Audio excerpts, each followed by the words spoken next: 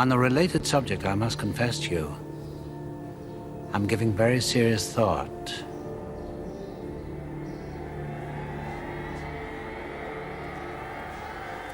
to eating your wife.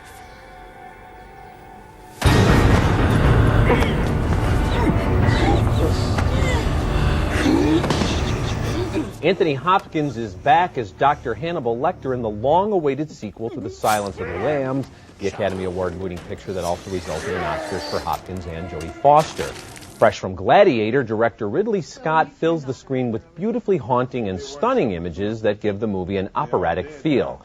This time, Julianne Moore slips on Clarice Starling's shoulder holster and finds herself on the doctor's trail. Here she meets with an ex-orderly from the mental asylum where she met Lecter all those years ago.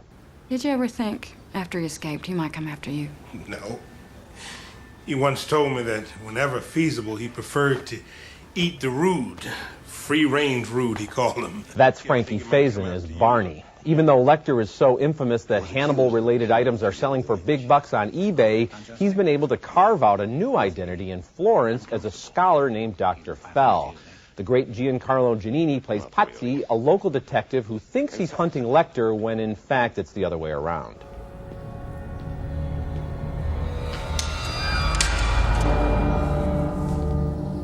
It's your ancestor, Commendatore, hanging beneath these very windows. Starling knows Patsy is skirting the law to nab Lecter for the reward money, and she calls him to let him know she's onto him. Someday you'll thank me, or you won't. I don't care. You'll be alive. Inspector Pazzi.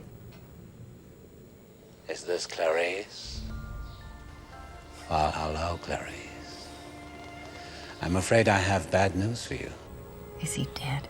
We're deep into the story before that first conversation between Hannibal and Clarice, but even when they finally tango in person, there's a surprising lack of tension or erotic undercurrent. And although Julianne Moore is a fine actress, she's not Jodie Foster, who was so indelible as Clarice. This isn't like a James Bond picture where we can make that leap of faith to another performer. But even if The Silence of the Lambs were erased from my memory, I still wouldn't recommend Hannibal. It's more of a gore fest than a psychological thriller, and the decision to show the cannibalism in graphic detail, I think, is a huge mistake.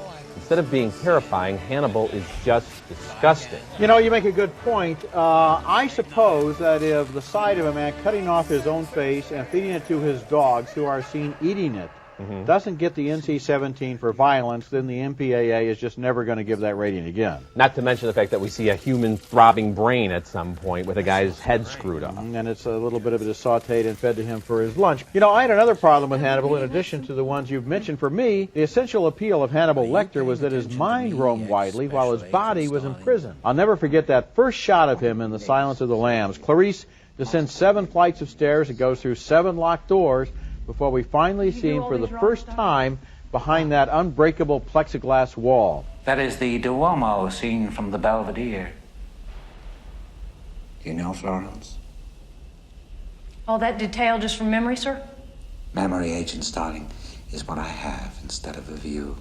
But now, in Hannibal, here he is in a Washington train station, riding on a merry-go-round, and instead of being the embodiment of caged malevolence, he's been reduced to a more conventional movie predator. Clarice, you were very, very warm. You were so close. In the first movie, he had to use his intelligence to try to control his world and to try to escape. Here, he seems to have this mystical ability to escape from anywhere at any time, and we don't even see how he does it.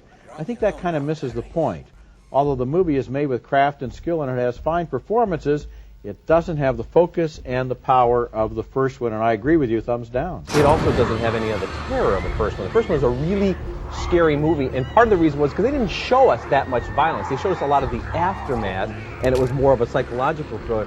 This thing, you see it in graphic detail. There's not one moment in this movie which runs longer than 2 hours where I was ever scared or surprised. Yeah, you're disgusted. Well, so what? They can do disgusting in any kind of a movie. They have this caliber of a cast, and Ridley Scott and all this money and all this anticipation, and then to blow it on, well, we're just going to gross people out, to me is a huge missed opportunity. Yeah, you know, I read the book, and at the time when it first came out, everybody said, oh, they can't film this. And what amazed me was they could film that, because the stuff in the book that you thought couldn't be filmed is filmed.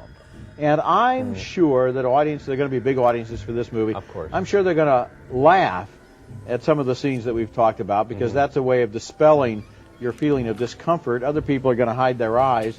But whatever they do, it's basically just a geek show. It isn't this kind That's of exactly what elegant, it is. stylish imagination about the mind of this Hannibal Lecter that made Silence of the Lambs so special. One footnote, an actor whose name I will not mention plays a person basically without a face in the movie and does a good job. Yeah, he's terrific. So what do you think? Does Lecter want to fuck her, or kill her, or eat her, or what? Probably all three.